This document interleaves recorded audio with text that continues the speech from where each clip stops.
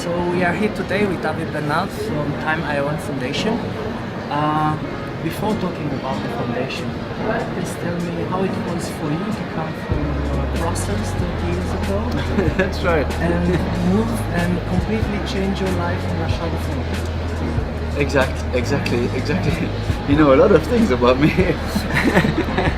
So yes, in fact, passion came. I had two passions. I had one passion, which was skateboarding. Oh wow. Really, I was passionate by skateboarding, and I was also passionate by my father, my grandfather, my over-grandfather, grand-grandfather, and the three of them were watchmakers. And I was always passionate about what they'd done and what my father was still doing. And at school, I wasn't that good at school, but because I wasn't passionate by school. But and once we were at the table and we spoke about what I was going to do later. What you going to do with your life, young boy? And I said, professional skateboarder? My dad said, no. Then I said, well, watchmaker. So it was really silence, big silence on our table, and he said, "Wow." He said, "Is it true? You mean it?" And I said, "Yes, I do."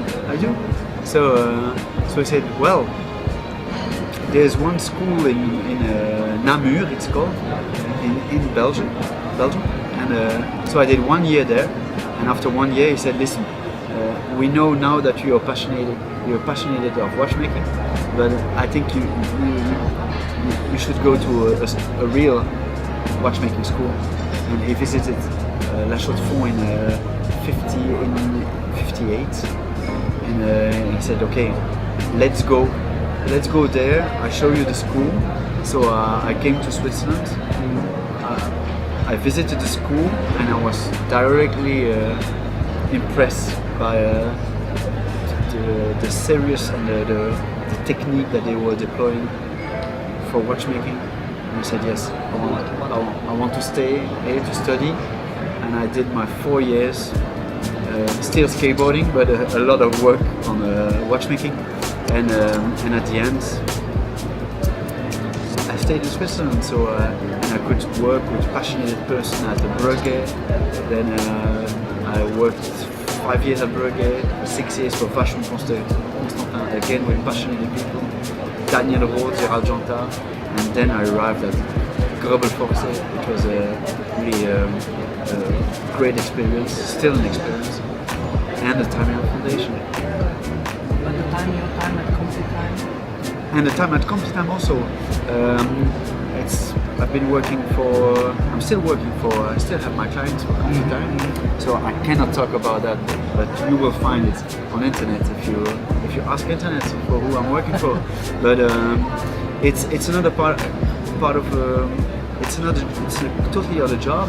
For Grubble Force I'm in charge of some projects with Robert and Steven, and from other projects with CompuTime it's with other person outside the company, and it's very interesting also. So to be honest, it's a really passion to work for Grubble Force, for CompuTime, and for sure with Time Æon, with all the artisans where we work for. Please tell me more about the Time Æon Foundation. Time Æon Foundation, well, after several alarming observations that we were going to lose a lot of knowledge of conventional or traditional watchmaking. Because of the industrialization of the processes? Of course. The Robert, Steven, Philippe Dufour, Vianney Alter, Kari Kotilainen said we need to do something. And the opportunity was to create a foundation. But they didn't know exactly how they were going to work inside the foundation. But I think the best thing was to be in the foundation, because when you're in the foundation, it's not a commercial part. It's not a commercial exercise. It's just to keep focusing of safeguarding those techniques, and really to perseverate and to continue to work on those traditional techniques that we are losing every day. And to train other people. And to train other people, also to awake and to aware to awake awareness of the people, of the public, that what is traditional watchmaking. We had a long time ago, of course, we had George Daniels, who was making his own watches all by hand, and it's also to have a view on that, a focus on that, and to say, okay, this is what traditional watchmaking is, to keep in mind and to have a cartography of all the techniques that we are going to lose, and to try to have a base of all those techniques, and to keep it into the foundation and to transmit it to other watchmakers, other companies. Correct me if I'm wrong, but the books of George Daniels are not, let's say, the only ones that go so deep in this topic. I think every watchmaker who's got a lathe at home has got the watchmaking of Daniel. Of course. It's very hard to digest for me, but it's interesting. But I think so. That's also one thing. One of the goals that the foundation want to reach is, that's the last I would say achievement of George Daniels. He wrote this book, and this is the theory of watchmaking. But it's the latest. Since then, nothing has been done, and I think that's alarming. Always. So to have un traité d'horlogerie like Ferdinand Berthoud did, like the Breguet also wrote down his traité d'horlogerie, and today it's really important to have a focus on that and to hold all this in one book. So we want, the foundation also want to have a book who will treat how you construct a handmade watch. Compendium, let's say. Exactly. Which tools you need, how you need to do the decoration, how you need to do the assembling, how to do the regulating. So it will be maybe 6 chapters of that kind of book, where you will have all the techniques inside. So that's also to safeguard all those techniques. That's for Naissance d'une Montre 1, that's what we already done. So Michel Boulanger has been writing down all the techniques he's been trained on. We have pictures of that, we've been filming this, even in 3 dimensions. We've been filming those techniques. And now we're still going on with Naissance d'une Montre 2, that all the components that we've done, we've been filming all the operations from A to Z, from the beginning, from a material till the end of the component. Naissance d'une Montre 1, the first one was a huge success. That can be seen by the price paid by auction. It was 1.4, 1.6 million. For Montre-École. It's the first that Michel Boulanger achieved. Exactly. It was absolutely an amazing piece, and it was incredibly well received by everyone, critics, public, watchmakers, watch companies. So what can we expect from Naissance d'une Montre 2? I think people understand now what we are doing, what we are safeguarding, and when we met for the first time, Dominique Bousser and Cyrano de Vente, which are the engineers of Bourvet, we went them 2.5 years ago at Basel Fair, and they presented us their watch, Hostile, it was called, the brand. The name of the watch was L'Instant de Vérité, and they presented us a watch which was totally handmade, and that was just incredible for us, because that's really what we want to support, that kind of project. At the end, the watch was so far, we missed in fact the train, because they did already something, and we decided, okay, let's start by just do the communication about that workshop in books, which is doing an incredible work, and also the adventure, because their adventure is an incredible adventure. Naissance d'une Montre 1 was Philippe Dufour, Stephen, Robert transmit to Michel, and Michel has been trained on that, and he applied all the techniques he learned. But Naissance du Montre 2, Dominique and Cyrano, they've been collecting machines, conventional machines of traditional watchmaking for 30 years. They learned to restore them, they learned to work with them, and they decided once to say, listen, now we have all the machines, and with all those machines we can make one handmade watch. I remember that last year at the SIHH was promised something like a movement for this year. And that's the thing, though, so that we were announcing, but we knew that the level was such that the challenge, it was quite challenging to say, but we said, listen, we decide together we are going to do it, so we did it.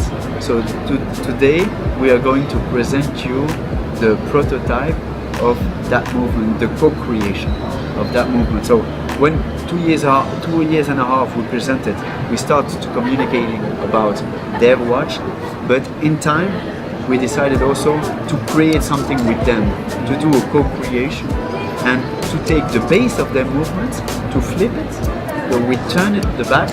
So in the front side you will have the balance, the barrels, and also the hours, the minutes and the seconds. Translated to that. Exactly, which is not so easy, if you know. It seems to be easy, but it's definitely not easy. And reverse also the... Yes, everything. The escapements, the barrels, but when you look the two movements, it's the same. It's not exactly the same. But so in the mirror. Exactly. So the thing is, Dominique and Cyrano did the engineering of the movement.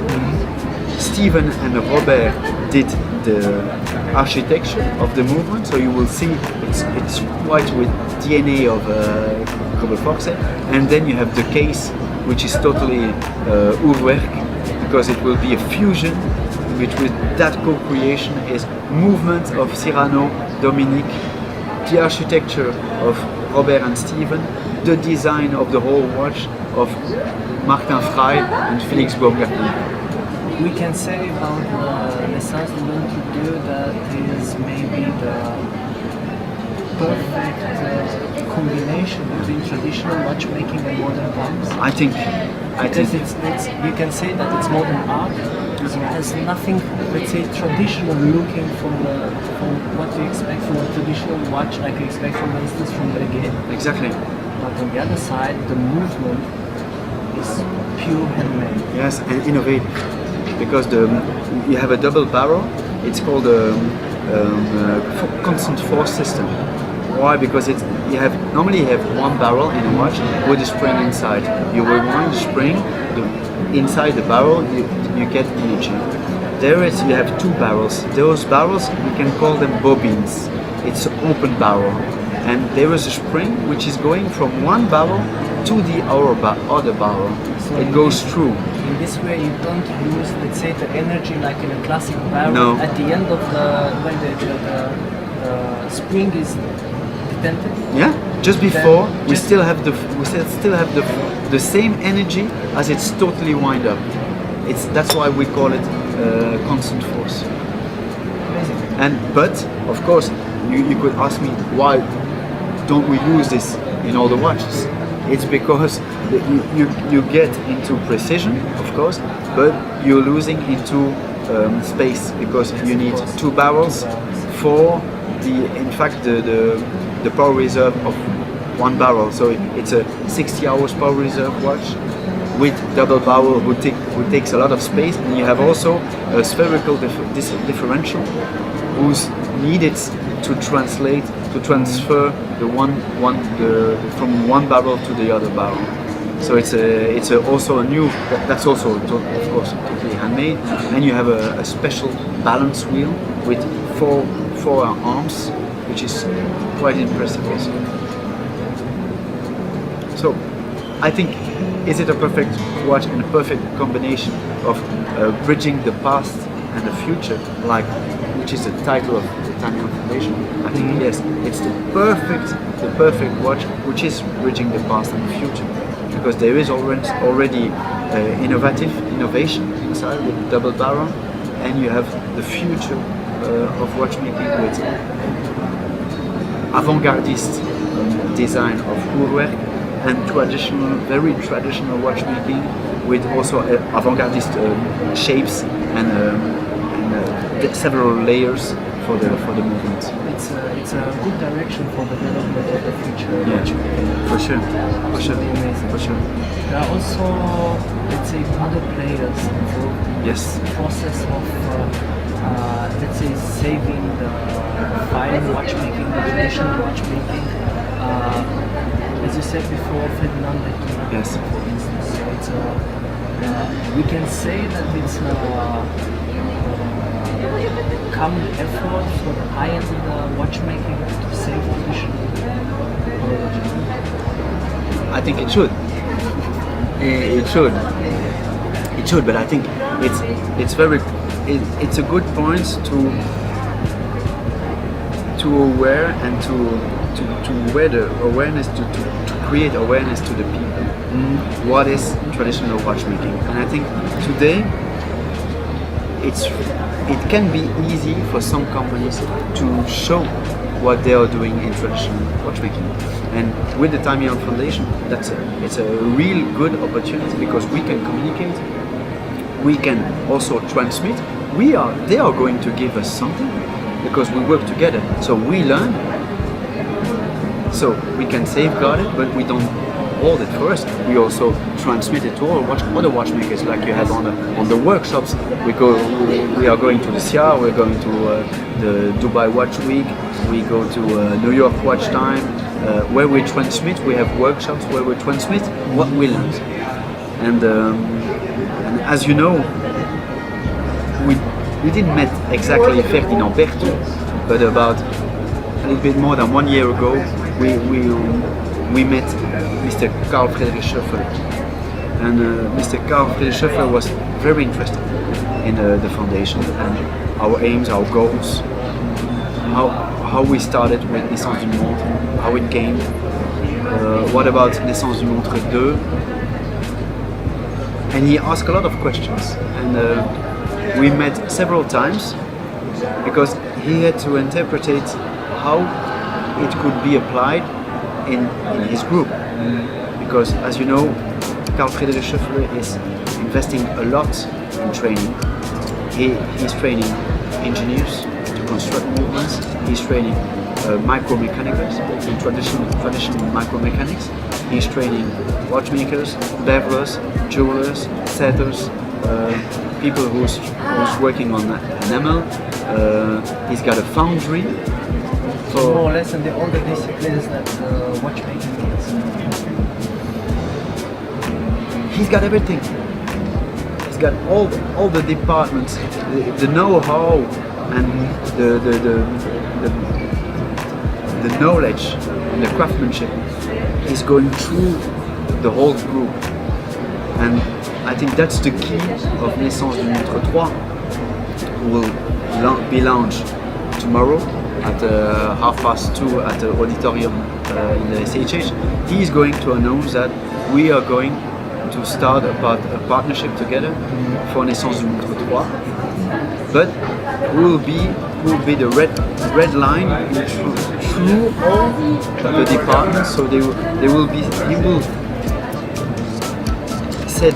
will say who is going to be in charge of the development. So an engineer will be in charge of the development. We are going to work with him to know and to transmit him how you construct a handmade watch, knowing the capability of your machines, of your conventional watchmaking machines, because you always have to have an eye on what are the machines that you're going to use. And when we speak about handmade watchmaking, it's without CNC machines, no CNC machine. So you need to create also a workshop with all that kind of machines. In traditional watchmaking, you need also to make tools for. You also need to make some tools, for sure, because some of the tools doesn't exist anymore. So you need also to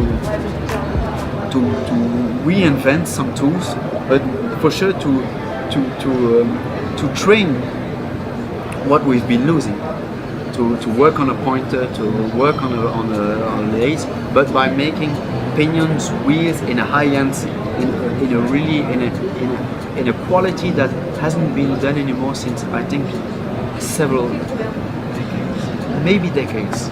So it's and that's really good for the foundation, and it's a nice I would say testimony that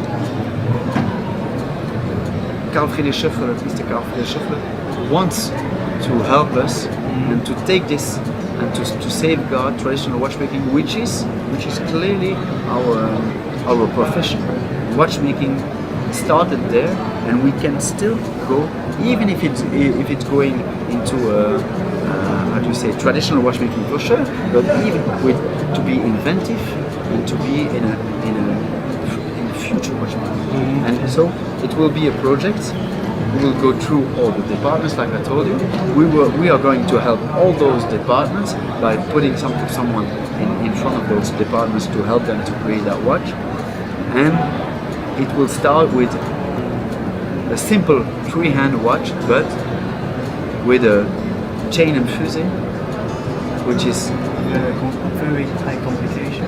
handmade chain and fusee with a special escapement and a special balance. Amazing. So I think I'm really glad to have also in front of the foundation people who also wants to have a real challenge, and to make that the whole group is going to participate to one goal, which is safeguarding traditional watchmaking. What about the general public? The general public. What is the, let's say, there is the intention to bring all this information to the digital world, to all the people, not only directly to the watchmaking industry, let's say. So with the foundation, we have a lot of projects, and but everything takes quite some time and quite some energy, and also there's a financial part which is not so easy to master. So when we say, you mean by where we're going to find all this documentation of the I'm meaning for instance, there is the Naked Watchmaker project. Yes. So this kind of stuff, to bring the information, pure information to the general public, information that it's not accessible, available, easy to find.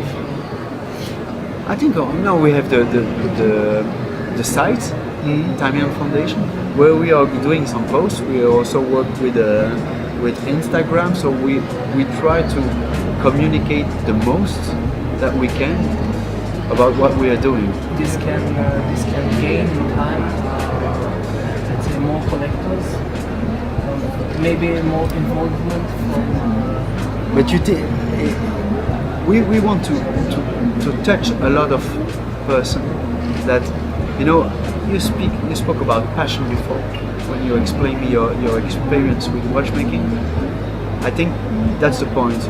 We really want that people start to think about watchmaking, to become passionate, and to have another look and another eye, and to also understand what is traditional watchmaking. And this is one of the aims and goals that we are also for. I don't know if I answered your question, but because what do you mean by documentation? Because the Naked Watchmaker is Speak Marine, Peter Speak. So he takes a watch and he disassembles, and he's doing a review of the watch, what he finds good, less, and showing some pictures. Is that what you think? Also, yes. Do you think we should do it more? Pure information. Yes. Okay. Yes, because you never know who sees a picture and find it more interesting than because you never a kid, for instance, who doesn't know anything about watchmaking. Is able to look at some pictures, and to maybe to raise an interest. That's right. How is that made? Yeah. By hand? Yeah. I understand the meaning. So I spoke before about the book with the 6 chapters that we would like to create. We also produced a film of Naissance d'une montre 1, Bridging the Past and the Future with Philippe Dufour and Michel Boulanger. And we also want to go further, like George Daniels did the watchmaking book. We would like to have that kind of film which explain everything of how you make a watch totally by hand from A to Z. But there again, it takes huge energy. Yeah, because for example, you spoke about we took the challenge last year to present you the movement, but in 12 months we had to finish the development, so the engineering part of the movement, and we had to draw all the drawings, to prepare the drawings, and we had to produce all the components. And in that time, by hand. And in that time, it's quite difficult to write down everything you do, to take pictures of everything you do, to film everything you do. So we try to find a good balance in between. We need to work and go forward, and we have a Still need to document. yes, of course. I don't know if you know Watches TV. Of course, you know Watches TV, who comes a lot to us and come filming what we are doing. Come to us, or also, and we can also present you, and you can film some components that which are done all totally by hand from A to Z. But at the end, when you did that, to put it on the side or to put it on it's still work because even if you have all the expertise, if you don't have the expertise, it's becoming quite difficult because you need to put everything on a normal language. Yes. To everybody's language. To translate. And that takes a lot of time, and to start preparing the film so everybody understands. Of course, when we are watchmakers and you see an operation, you directly understand what's going on. But as you said, it would be perfect for a child to have that kind of film. But there is a film, the watchmaker of Time Æon, that you can see on the site. Time Æon site with Philippe Dufour, and I think you should show that one already. All my friends, which are not watchmakers, have seen the film, and they said it's just brilliant. The atmosphere, Philippe was speaking, Robert was speaking, Steven, Michel Boulanger, and I think to create passion, that's also one of the points of the Time Æon Foundation. Thank you. Thank you very much. Thank you very much. Are we going to see the movie?